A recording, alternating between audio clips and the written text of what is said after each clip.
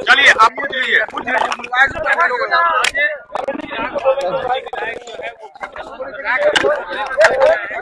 इधर बैठ गए तो भाग के उधर अभी देंगे, अभी निकल के देंगे। देखिए राजद के लोग हेलो शांत बोले, शांत बोले, आप बोले, आप कुछ पूछ लीजिए।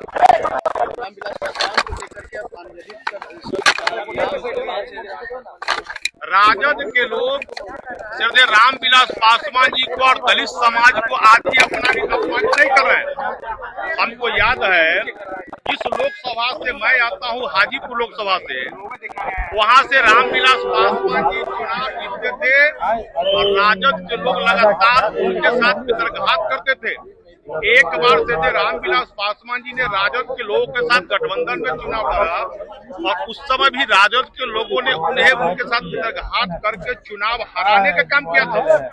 और ये आज भी अपमान कर रहे हैं, इनके नेता सदन में कर रहे हैं अपमान, और इनका जो समर्थक है वो बाहर में भी अपमान कर रहे हैं। और मैं जानता हूँ ये जो सदन के अंदर जो हो रहा है, ये लोग माफी नहीं मांगेंगे। माफी मांगने के बजाय ये लोग थेथरलॉजी करना ही ज्यादा मुनासिब समझते हैं। और अगर आरजेडी के फितरत में है दलित समाज के लोगों के साथ लगातार अपमान करना। यूजीसी बिल का सपोर्ट करते हैं या विरोध करते हैं पासवान जी? आप हटिए, आप तो 2 बार हमसे ले लिया पहले। बताइए सर, यूजीसी बिल का सपोर्ट करते हैं या अपोज करते हैं? आरजेडी वाले ने तो यूजीसी बिल को कहा कि यूजीसी कानून लागू करना होगा। देखिए राइट टू एजुकेशन के तहत बाबा साहब डॉक्टर भीमराव अम्बेडकर जी ने शिक्षा का समानता का अधिकार सबों को दिया है। और देश के माननीय प्रधानमंत्री नरेंद्र मोदी जी का मूल मंत्र है सबका विकास। तो हर समाज के लोगों को उच्चतम शिक्षा में पढ़ाई लिखाई करने का अधिकार है। और वहाँ भी यूजीसी बिल जो आया है वह समाज के अंतिम पंक्ति में जो बैठा हुआ लोग है उसको मुख्य धाराओं में जोड़ने के लिए आया है, मजबूती के साथ जोड़ा जाए इस पर आया है। और ऐसे बिल जो आते हैं एक कोर्ट की प्रक्रिया में है। मैं समझता हूँ जो कोर्ट भी है संविधान से चलती है, संविधान से बड़ा कोई नहीं है। कोर्ट का जो निर्णय होगा सबका मानना होगा, लेकिन समाज के अंतिम पंक्ति में बैठे हुए लोगों को शिक्षा के क्षेत्र में विकास के मुख्य धाराओं से जोड़ने के लिए यूजीसी बिल की आवश्यकता है। सर, राजद के लोग विधानसभा के अंदर रामविलास पासवान की मूर्ति लगाने की बात कर रहे हैं, आप लोग भी साथ हैं? उस पर तो आ गया है ना, बोलिए। राजद के लोग श्रद्धेय रामविलास पासवान जी को लगातार अपमान कर रहे हैं। जिस लोकसभा से मैं आता हूँ, हाजीपुर लोकसभा से, श्रद्धेय रामविलास पासवान वहीं से चुनाव जीते थे। एक बार तो श्रद्धेय रामविलास पासवान ने जो राजद के लोगों के साथ समझौता करके चुनाव लड़ा तो राजद के लोगों ने उन्हें चुनाव हराने का काम किया। रामविलास पासवान जी का अपमान राजद के लोग आज ही नहीं कर रहे हैं, ये सब दिन से कर रहे हैं।